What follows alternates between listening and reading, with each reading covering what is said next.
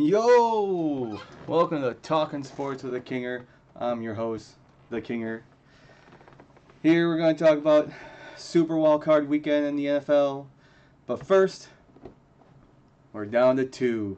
That's right. The 12-team college football playoffs. Here we are. We're finally just days away from crowning a national championship in this new format. The semifinals took place, and we have Notre Dame versus Ohio State.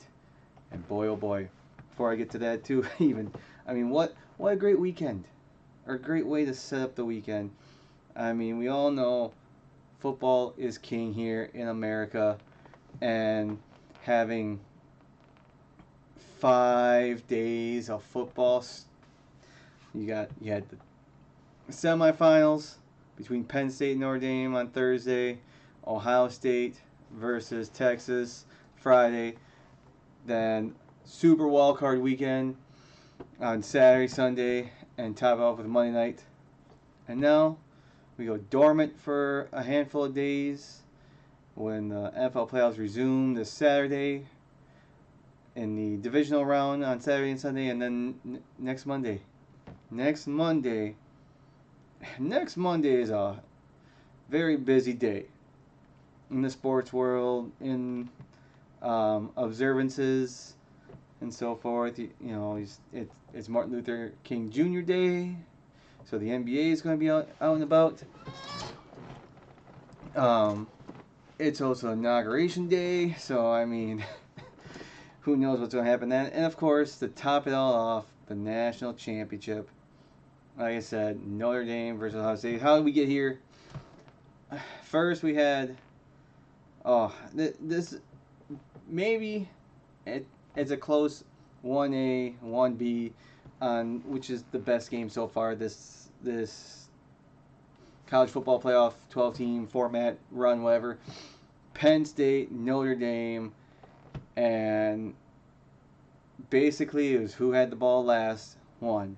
Back and forth action, and I mean, I'm trying to remember. I think it looked like no, it wasn't like Notre Dame was going to run away with it, but they got on the board first. The big question was James Franklin, is he finally going to win the big one? Turns out, nope. Still can't win the big one. Still can't beat top 10, top 5 team when it matters, and just mental mistakes. And actually it's pretty crazy how both games ended. Yeah.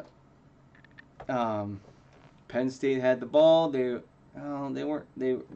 had the ball. Crucial interception. Notre Dame gets the ball. They're in field goal range. They line it up and kick the game winner as time expires.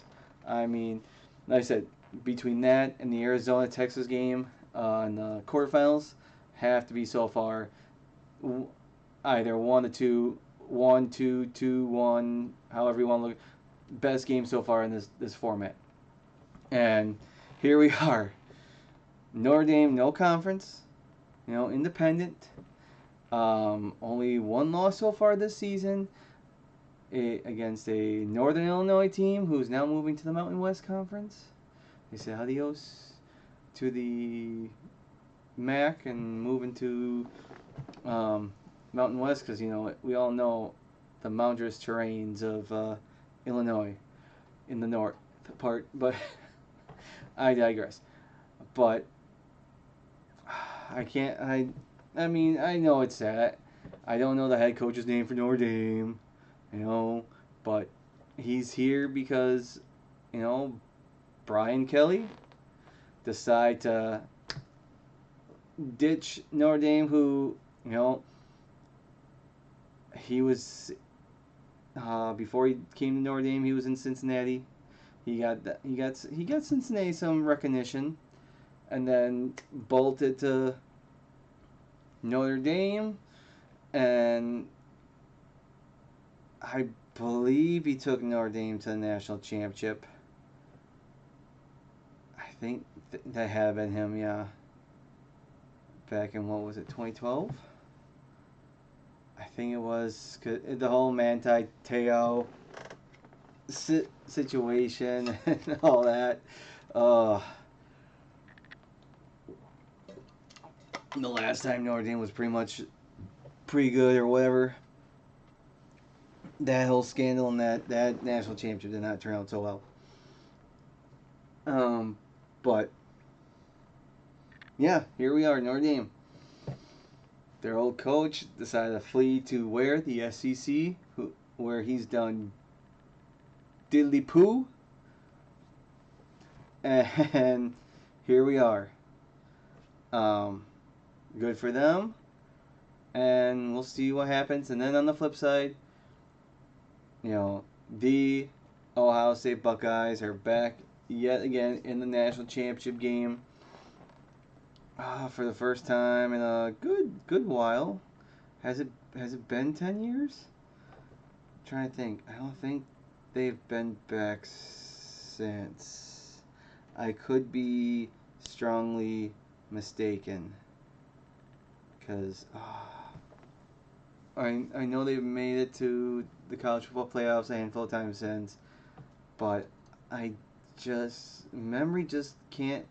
memory doesn't serve me that well. I know 2 years ago they were in the playoffs. It could have been them versus Michigan, and nope. It was both Michigan and Ohio State lost. And Ohio State lost because of a shank field goal at the end as midnight, the New Year rang, and I do believe. But I digress. But here we are. Ohio State took it to Texas. Hook 'em. Texas is back. Nope. And the mighty SEC has fallen. They are not in the national championship yet again. But you got two teams from the Midwest, Notre Dame, Ohio State, playing the national championship. Where's the national championship this year? Atlanta, Georgia, the heart of the SEC country. So, but a lot of question behind Ohio State with Ryan Day and how they lost to Michigan at the end of the regular season. Are they worthy to be in the college football playoffs? Do they deserve it? Because they lost to Michigan and this and that, and obviously so far so good.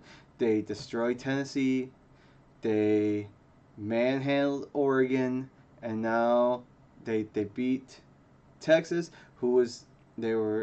Texas was down by a touchdown. They were driving, was it fourth down? They had to go for it, and Quinn Ewers' old teammate, I do believe, comes up. It was either that Ewers gets hit, fumbled the ball, picked up, returned for a touchdown. Ohio State ends up winning 28-14. Ohio State, here we are, national championship. But still questions revolve around Ryan Day, how good of a coach as he is, because he hasn't beaten Michigan in several years, and when it comes to college football, beating your rivals matter. But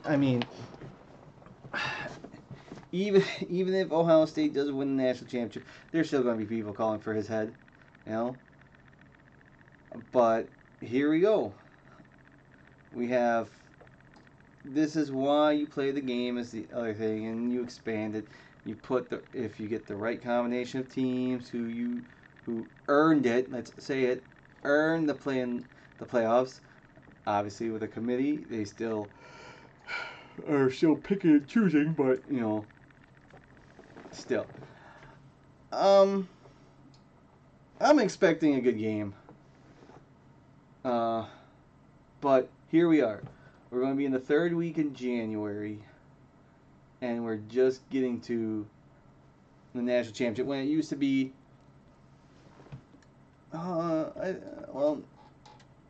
No. 2 weeks ago. I'm looking at my calendar. I have on the side of my wall here. well, it's been tricky now since the NFL decided to have a playoff game on that Monday. So that's kind of fluctuated with the college football playoffs and so forth. But to be honest, I think having the national championship that Monday following the NFL regular season would be better than you go into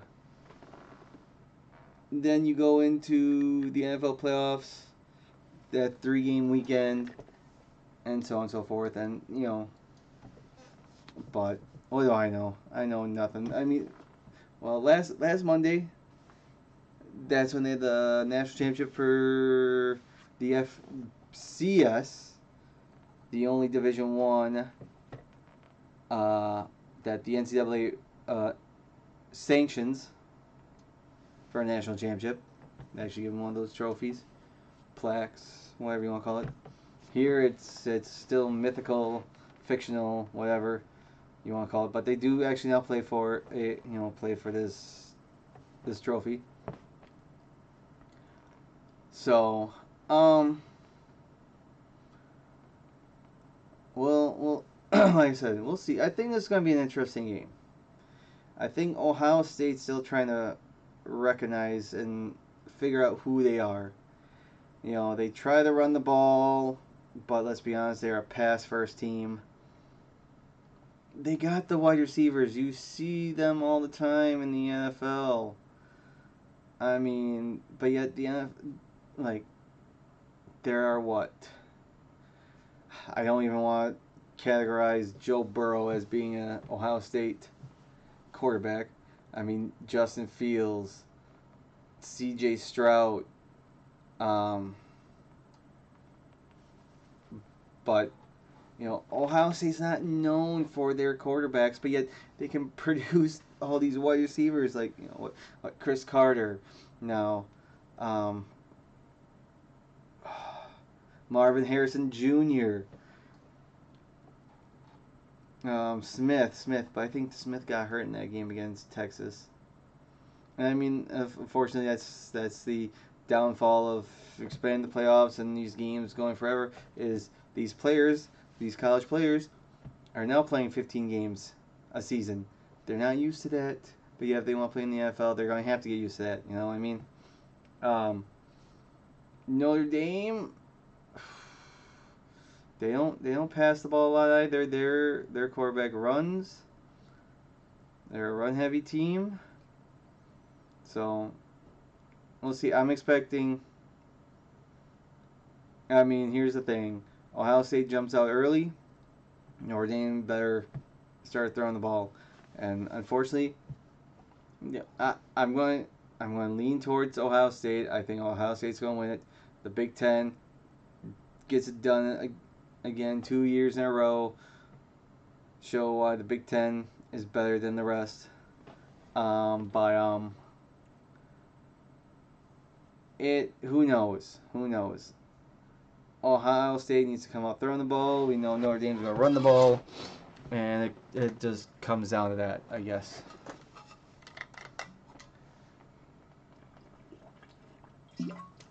And that's pretty much what I got to say about National Championship game coming up. I'll be watching. It'll be fun. But then we move on. We had Thursday and Friday, the semifinals in the college football playoffs, and now we're down to 8 teams in the NFL. We had 14 teams make the playoffs. 6 got eliminated. We're down to 8. Divisional round starts next week. But where to begin? So Saturday afternoon, I guess we'll just go game by game and so forth, I guess, and just throw out what I gotta say, so on and so on. We start off with LA Chargers versus Houston, and if Houston makes the NFL playoffs, and they they don't have a bye. It's always a 3:30 Central start time for those Texans on Saturday. and yeah, and then here we go, Jim. Yeah, Jim, because John is in Baltimore, who had a game later tonight. Jim, here we go. Familiar scene. He just knows how. Jim just knows how to win, advance, get to the postseason, so forth. The Chargers, a little surprising, I guess, especially in that West. I mean, the AFC West took 3 teams to the postseason, similar to the NFC North. But unfortunately for the Chargers, it was all Houston. Chargers took an early 10-0 lead and ended up losing 35 to 10 or something like that, 33-10. I forget what the final score was, but it was all Texans after that, just before halftime. And what was there in that game?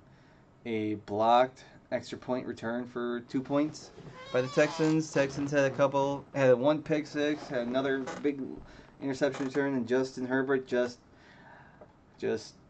crumbled underneath the lights, the big stage, and here we go. Texans, sneaky good.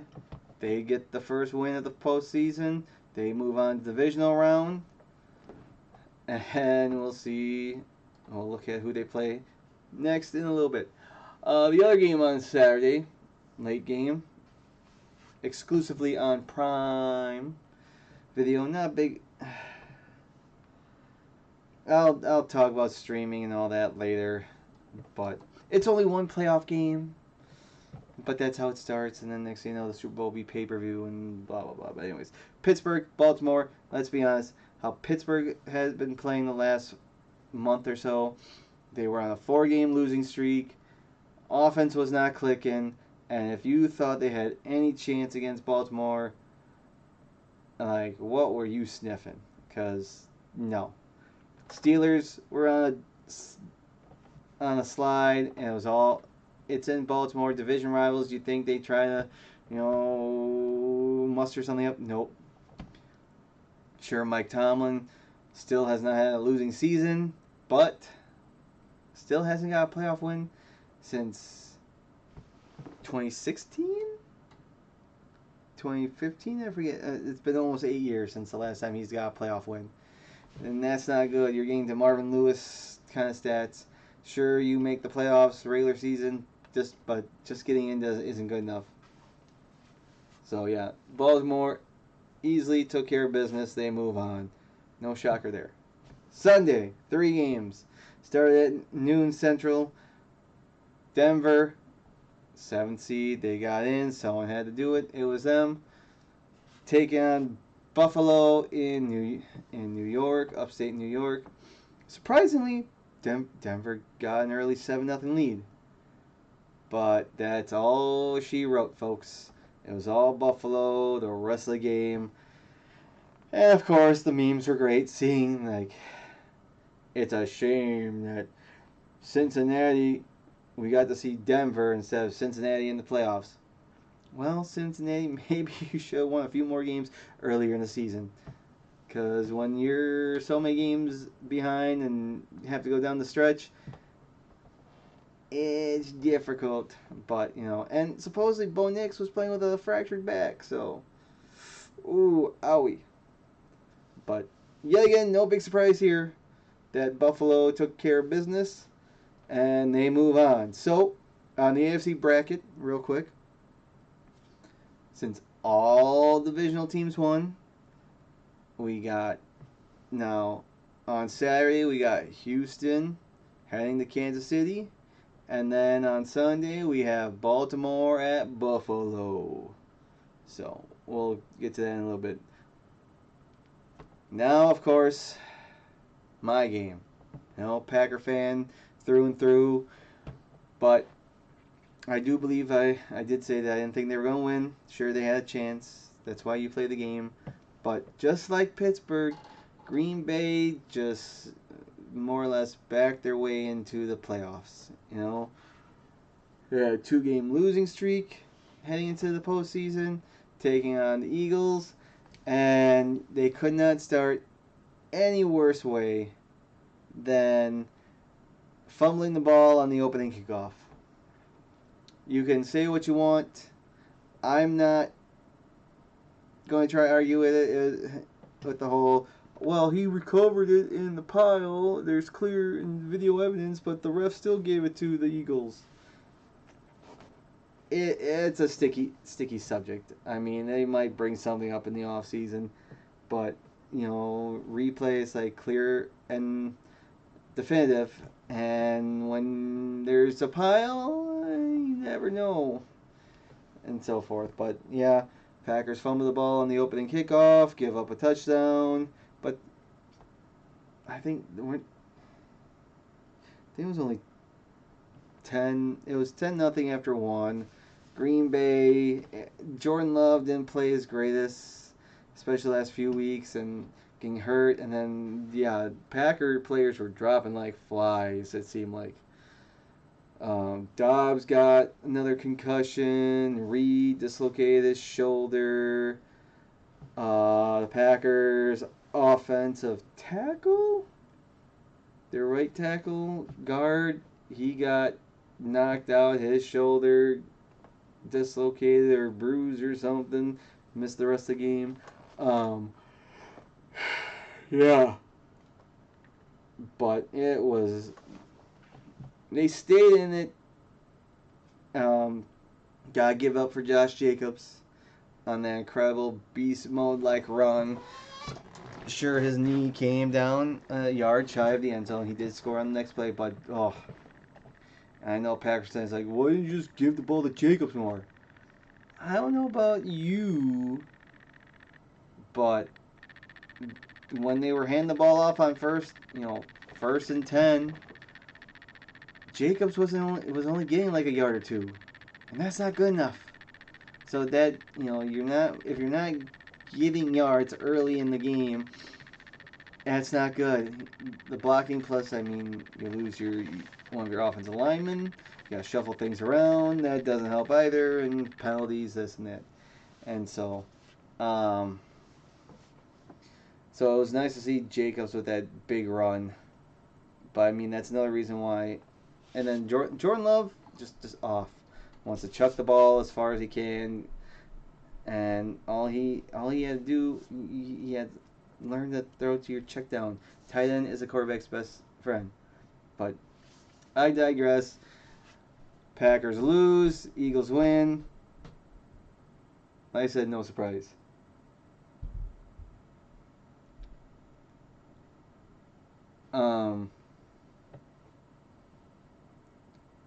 Then we move on. Late game, which I thought was going to be the best game of the night. It was. Washington gets their first playoff win in almost 20 years. And of course, it comes down to a doink, goes in, whoop-de-doo. And then, last game, Monday night, Vikings, Rams. You can ram it all day, you can ram it all night. Rams took care of business, took care of the Vikings, 14-3. Vikings become the first 14-win team to lose to only 2 teams all year. So, yeah. So on the NFC side, you have Washington at Detroit and Rams at Philadelphia. And so, I don't think Washington punting that game.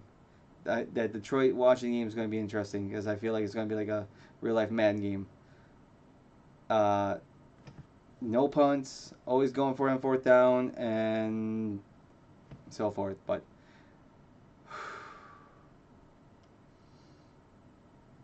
it'll be interesting. I think Detroit's going to win that. They'll host their first NFC Championship game. And on the flip side, I like the Rams.